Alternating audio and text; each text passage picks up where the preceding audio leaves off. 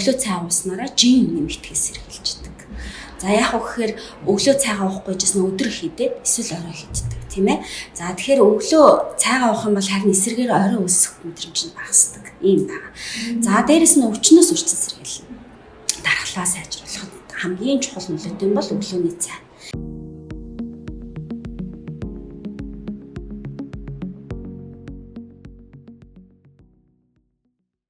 Зарим хүмүүс цайгаа уухгүй гардаг тий. За тэгээд янз янзын хүнийхээ ажлын онцлогоос хамаардаг. За зарим хүмүүс болохоор шөнийн ээлжтэй өглөө цай уухгүй шууд унтаад ирнэ. Зарим бол одоо хүүхдүүд бас байна тий. Маш эрт гараад тэгээд өглөө цайгаа уухгүй. Заримдаа болохоор нэг биеэсээ угаасаа өдөр хүртэл юм иддэггүй. Насан туршдаа дөнгөж одоо манай ээж аав тийм байсан хүүхдүүд бол тий. Зарим хүмүүс болохоор би өглөө ерөөсөө цайгаа ууж чаддаггүй маа. Ордгүй ингээд энэ болгоо ямар үр дагавар байдаг вэ гэхэл бие эрүүл мэндийн буюу хоол боловсруулах хэрэгтэн систем хуугаар нөлөөлдөг. За энэ дээр бол жишээ нь бол одоо цөсний нугалрал үүсэх тий. За цөсний нугалрал үүснээс үүдэлтэй одоо нас хүүхдийн хувьд бол насны онцлог гарах тийм ээ. За насан туршидчдын хувьд бол ходоодонд одоо цөсний хүчил их сөргөө гэж ярьдаг. За энэ дээр бол нэгэн одоо ходоодонд цөсний хүчил их хайдаад ходоод одоо өвдөх, ходоод нь шархлаа үүсэх энэ эрсдлийг бол бий болгож өгдөг. Дээрэс нь болохоор арсны одоо өнгө бас юм жоох юм тунгалаг бол биш болж өгдөг. Өглөө цай ууснараа жин нэмэгдэхээс сэргийлждэг. За яг гэхээр өглөө цайгаа уухгүй жисэн өдөр хийдээд эсвэл орой хийдэг тийм ээ. За тэгэхээр өглөө цайгаа уух юм бол харин эсрэгээр орой өсөх мэдрэмж нь багасдаг юм байна. За дээрэс нь өвчнөөс үрчэн сэргийлнэ.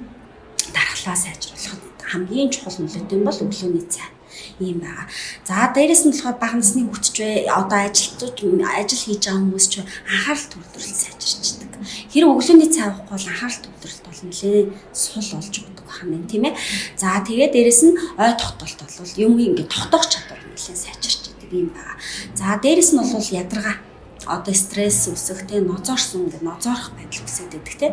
Тэгэхээр яг гэхээр хамгийн түрүүнд ядраад байна. Дээрээс нь миний бие ноцоороод байна гэсэн тохиолдолдоо өглөөнийхөө цайгаа ууж хөвших юм бол тэр ядаргаа ноцоорсон байдлаасаа залсаж чадна л гэсэн хамгийн анхны алхам байх нь тийм. За дээрээс нь жин хасгад нэг гол биштэй байх тийм ээ. Жин хасах хамгийн анхны одоо эхлэх гараа бол өглөөний цайгаа уухаас эхэлнэ л гэж үзсэн. За дээрэс нь ходоодоо эрүүл байлгаа тийм ээ гэх юм бол өглөөнийхөө цайгаа ууж хөвшин. За дээрэс нь нэг юуны одоо ямар ч өвчтөнтэй хүн байж болно тий. Одоо юу гэдэм тий. Бага насны хүүхдүүд одоо өсний асуудал үүсээд би ингээд байна тэгээд байна гэл янз янзын өвчин юмгийг хэлэх эсвэл одоо өөртөө завир хэлээд ирдэг бол хамгийн түрүүнд өглөөнийхөө цайгаа уухыг санал болгох энэ маань хөвшил болоод ирвэл тэр өвчлөлийг хамгийн анхны шатанд эдгэх нэг арга бол байгаа гэсэн.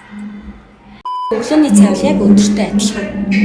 Гэхдээ өдрийнхөө бодоход арай ногооны хэрэглээ бага. Ногоо баг идэхгүй юу илүү зүгээр гэж ярьдаг. Яагаад тэгэхээр өглөө ер нь нүрс усны хэрэглээ өндөртэй.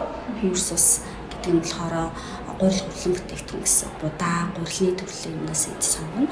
Уургийн төрлийн юмнаас сонгож идэх. Уургийн төрөл гэхээр манайхан өндөг голчлон сонгож иддэг те. За уург бол бас маханд их байдаг. Сүүс бүтээгдэхүүн бас байдаг. Самран бас байдаг. Тэгэхээр яг хөөр өглөө бол самар их сайн зохимжтой, сүүс бүтээгдэхүүн зохимжтой. За өглөө тараг уух, орой тараг уух нь муу, өглөө уух нь сайн ч гэдэг юм уу хүмүүс асуудаг аль цагт ууж болно. Гэхдээ аль болох өглөөгөр сүүс бүтээгдэхүүн сонгол илүү сайн. Тэгээ энэ маань нөгөө нэг тос бас дотор нь байдаг болохоор цэсний эргэлтэн систем цай. Цэс гэдэг эргэлтэн систем чинь одоо цэсний хүүдий бол цэс хадгалах хүүдий байгаа тий. Тэгэхээр цэсийг үүсгээд байдаг юм бол тос гэж ойлгож байна. Тэгэхээр тосрохог юм өглөө заавал идэнэ. Тий. Дан мах идээд өдрийнхөө эрч хүчийг авна гэж бол байхгүй. Тэгэхээр өглөө нүрс усны агуулмжтай буюу гурил хурлан бүтээгдэхүүн хэрэглэснээрээ яг өгөхөр нөгөө нэг ой тогтоолт сайжрах тийм ээ нойрон байдлаа сэргийлэх, дээрэс нь ядаргаа үүсгээс сэргийлэх, дээрэс нь болохоор нөгөө жин нэмэгдэхээс сэргийлэхэд аюул ач тустай. Тэгэхээр өглөөнийхөө цайгаа уух юм бол ийм маш их одоо ач тус бол өгдөг байх нэ. За дээрэс нь өглөө жимс идвэл бас болно. Гэхдээ дан ганц жимс идснээр бас ирч өгөхгүй. Тэгэхээр аль алийг зохицлуулаад идээрэй. Нэг өдөр ийм зүгээр жишээ авъя тийм нэг удаагийн нэг аяг сүү. За нэг ширхэг өндөгтэй. За энэ дээр өшөө нэг одоо будаа байж болно. Эсвэл талах байж болно. За тэгээд дээрэс нь хажууд нь баг зэргийн нэг жимстэй нэг ганц одоо атганы хэмжээтэй дайтай хэмжээ жимс идэхэд бол та бүт өдрийнхөө одоо нэг 20-25% илчлэг энергийг авчна гэж тооцоолж болно. За ер нь хүний биеийн өндөр болон биеийн жингээс хамаарат хэмжээгээ тооцно. Тэрнээс иш хит намхан хүн хит их өндөр хүнтэй харьцуулаад би энэ ийм хэмжээтэй идчихэд би өглөө ингэж идэж тархлаад байна гэж ярьдаг. Тэгэхээр хэрв таны биеийн жин ихтэй жоохон өндөрчин бага байх юм бол эд хэмжээгээ багасгахад таны жин одоо баригдахад одоо жингээ барихад бол маш их ач тусаа өгдөг л гэж ярьж болох